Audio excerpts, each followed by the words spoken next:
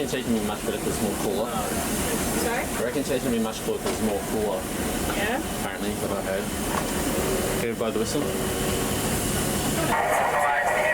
Can you blow the whistle? Yeah. Thank you. Just a short one, maybe. I reckon they both want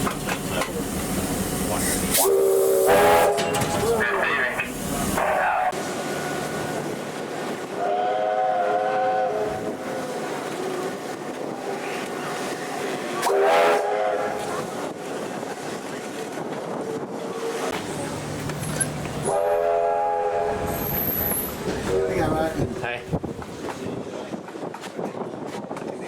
God, call me. Must be coming. Not bad yourself? Yeah, it's steady at the moment. But hasn't got reason to catch on. Protection.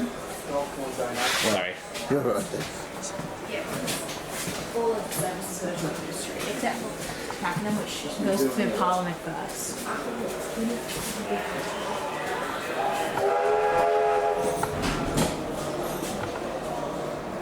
Is it up there?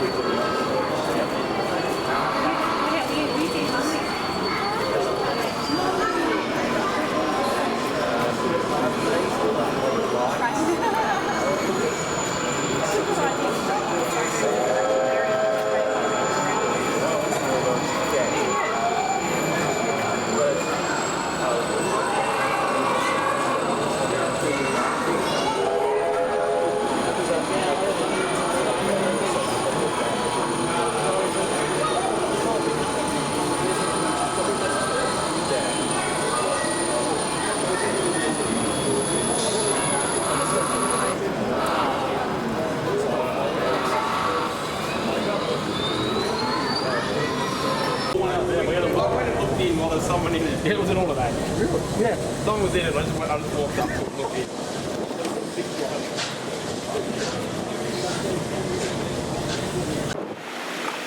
We only got one just like this, Neil.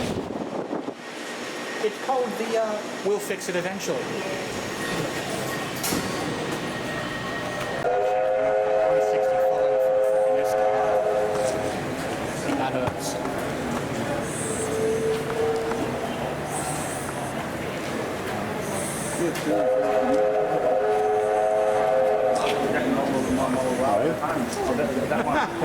Yeah, well, they've got Maryborough down in the other shed. Ah. There it is down there. I think you got a Must go down the other side, mate. One. Yeah. 413, T413. Yeah, you might go down there, down the other end. Good downstairs. Feels good there. Look at the shiny pack. Not much for the price.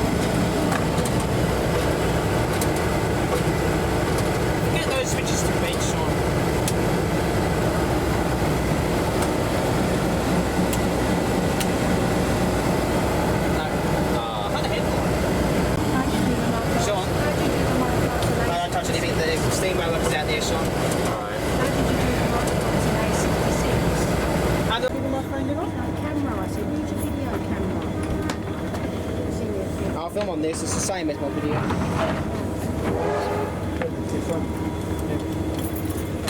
Don't mind all our junk. Yeah. Simple one, take cab like the other ones, but this is actually the parcel car, not the customer sign.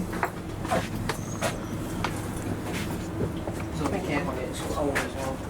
Come out the same way. Yeah. Some of the doors are stiff. This is the parcel transport. Just watch out for some of the floorboards. Sean. Yeah, just watch out for these wires as well. Looks like in there. Yeah, the upper side is different as the one we just came in. It's just a similar design. Guard seat and brake, and then your cab there. Not really that different in there.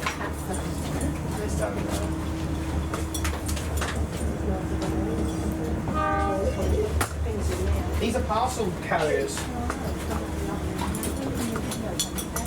Yeah, still recording my iPhone. I filmed on there multiple times when the camera was out of order.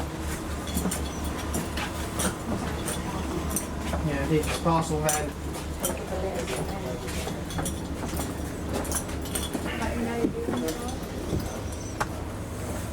Capital is different as the other one. We take this out, we might not be able to get it back. Thank you very much. That's right. Ladies' Day.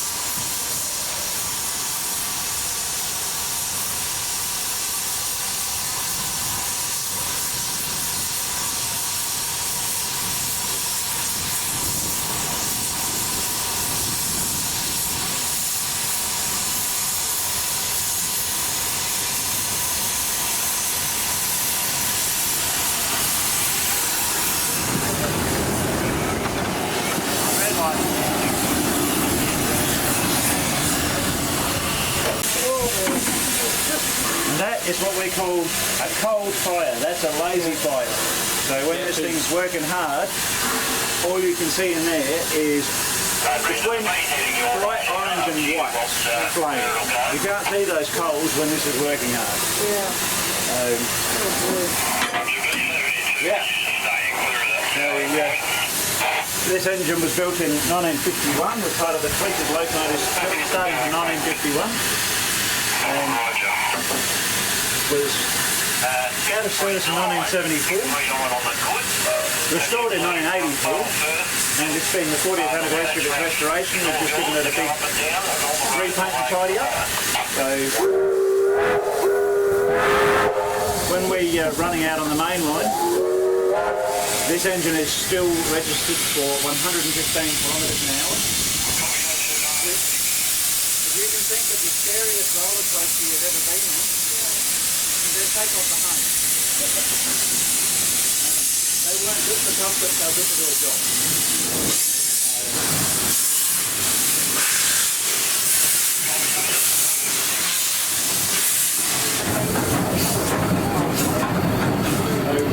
This is the driver's side over here, and all the driver's controls, two different lots of brakes, engine brake, train brake, the gears, that's the throttle.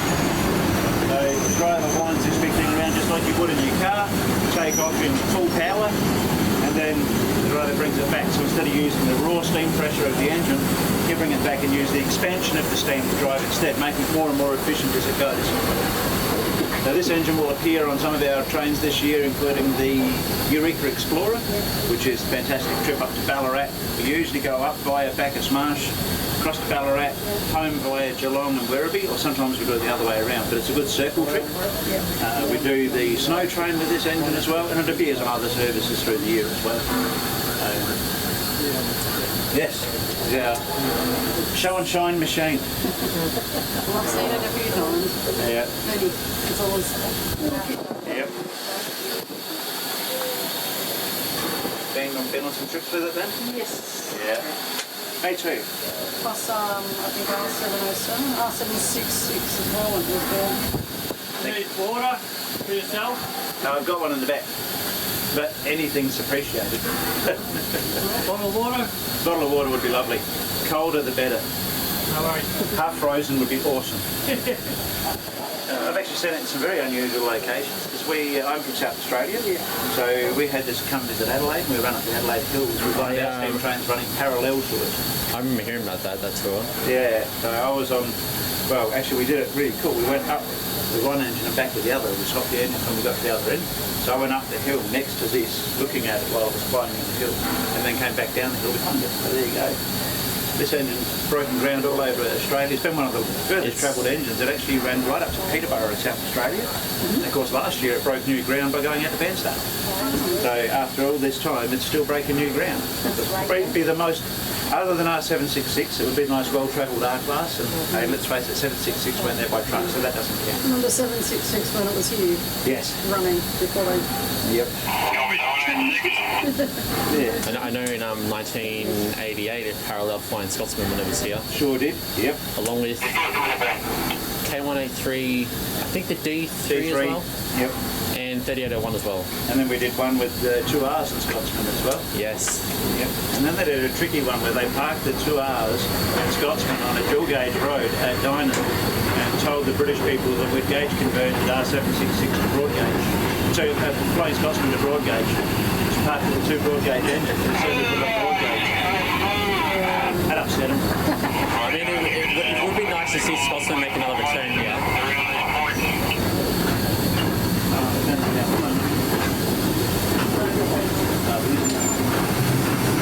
Use the radios a lot and it's getting annoying. Yeah, you had to have it on full blast to hear. You do when you're moving, yeah. It must have the whistle first. Yeah, that's alright. Slowly, slowly. Yeah, be gentle. I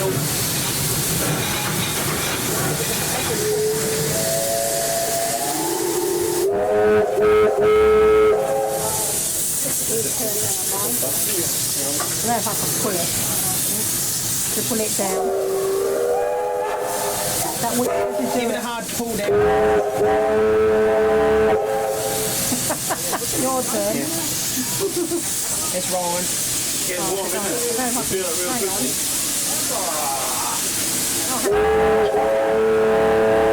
Didn't get to go on it. I think we called it. Heading.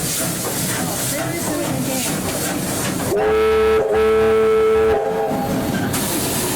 again. Yep. Once everyone's here.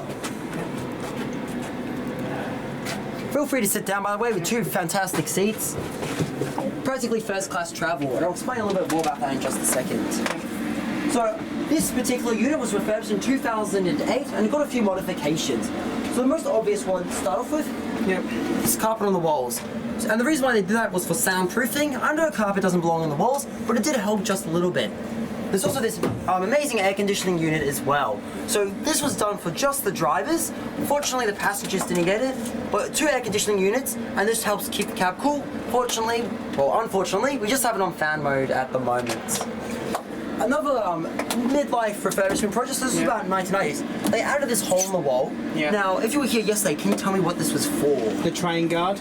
Yeah, so when they removed train guards in the 1990s, there was a little bit of a problem. They couldn't see that mirror over there. Yes. So what they did is they busted this hole in the wall here, and that allowed the driver to see that side of the train. Because otherwise, the guard wouldn't be able to. Yeah. Because there was no guard, no one was able to see this side of the train. In fact, they were so passionate about it, they even got a hole in this drape here, so they would be able to see out and see the mirror at all times. And talking about the guard, you also notice, unfortunately that one's going under restoration right now, but if you look over there on that side, you'll be able to see door closed, release doors, closed doors, bell. So that was for the guard, so the guard would originally control the doors on which side they opened on.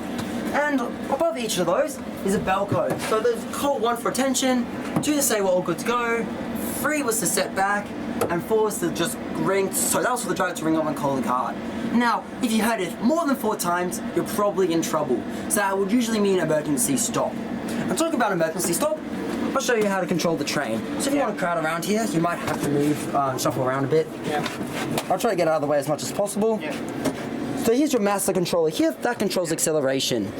Here's your forwards and reverse. So you notch that forwards for forwards, backwards for reverse. Yep. Fortunately, sorry, I keep saying fortunately. Unfortunately, this is locked today, just for safety reasons. Yep. So that's the brake. Feel free to move back and forth. It's not live at the moment. That's a common handle, Yep. so that will hit the dash. But you can tell that it's in park by this little stop up the top. Yep. Above the brake, you notice the horn, Yeah. so you can push that up. It won't ring it, unfortunately. But up would be for the very loud, get out of the way, what are you doing on the tracks? Yeah. And the bottom one before, we're leaving the station. That nice little quiet horn you hear. Here's the radio. This is one of the most expensive parts of the restoration by far. Yeah. So A62, you won't see it here today, it's currently getting painted, but at the next open day, you'll see it all nice and shiny. Yeah. So that radio costed $60,000 to be installed, so it's definitely one of the most expensive parts of this restoration. Let's just take a few photos. This particular unit also is 298M, originally known as 178M. The reason why they call it 298M was that during the restoration, during the reactivation works in 2008 on this unit, they were also introducing new trains at the time, and they decided to call the new trains 178M as well. So you couldn't have two 178Ms running around. For a little bit they did, but they noticed how big of a problem that was, unfortunately. Because you would have mistaken before take the other one, but it would have been this one. Exactly, so it was a big problematic nightmare for PR and everything else. So I'll go over here. You might need to move a little bit so I can show you everything on this panel. Yes.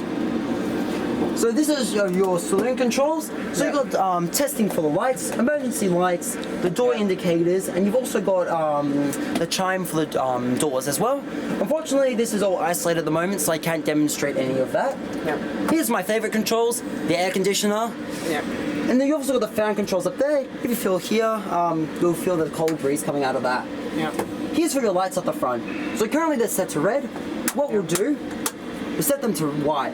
So up to white now. Yeah. They're all off, and we'll put we'll put all three on. So when you go outside, you'll see all three white lights up the top of the roof on. Currently the headlights are also on, so you won't touch those today. You got more tours, by the way, than after this. Oh, do I? Yep, all good. This is the main isolating panel, circuit breakers. So this allows you to isolate parts of the cab. For example, with the light up there that you can see, that's kind of illuminating this whole space. If that had a problem, you'd be able to isolate it here. But if you have a whole train problem, for example, the wire comes up above, like tangles up in the train, you don't really want power going for the train.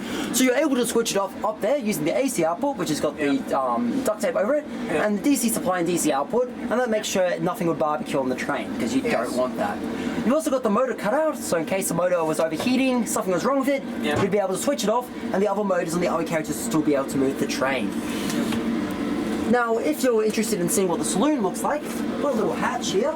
Yeah. So just lift that up, and you can take a peek into the restoration work which you're doing in the interior. Brake handle. It's a little bit hard to see, but I believe a few lights are on.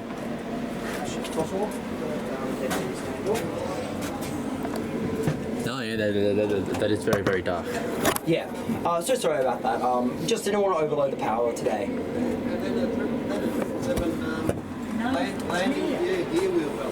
You also notice the dead man's handle, or should I say foot. So this is the foot pedal down. If you press it down, this will flash for a second. Yeah. If you hold it just about halfway, Yeah. if you'll see it slide up, that means it's just activating you've pressed it. Yeah. I'm not sure how often you have to press that, but that's something that we'll have to figure out when we get these accredited. So I know that's the original dead man's handle there. Yeah, correct. That one into there, and I keep holding on the thing.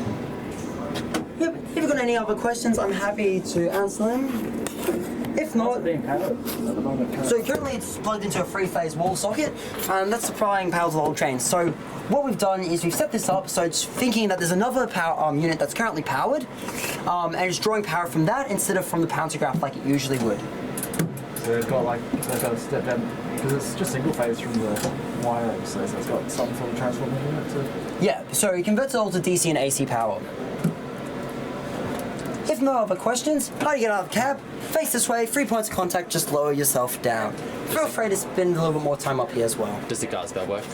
No, so unfortunately you need another Hitachi hooked up to this, because otherwise it sends a signal down the wire into the wall socket, and we don't exactly want that because that will trip the circuit breaker. Yeah.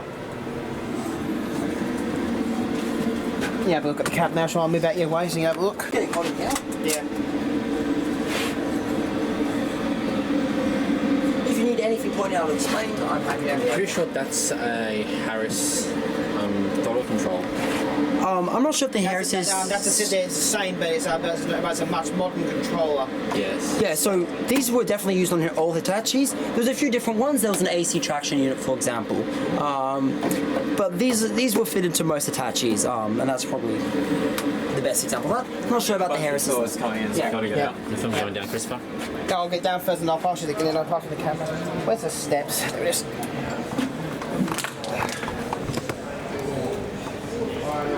Steps on this side.